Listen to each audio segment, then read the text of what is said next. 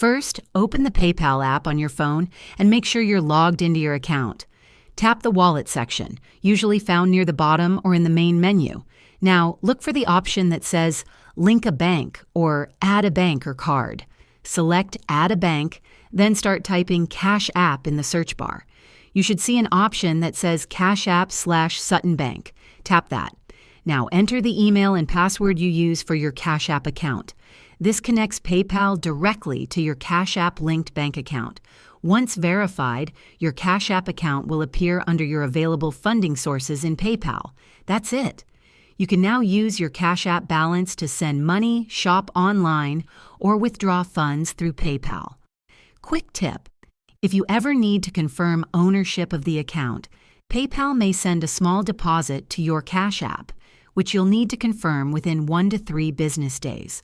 If this helped you out, hit like and subscribe for more quick money app tips. See you next time.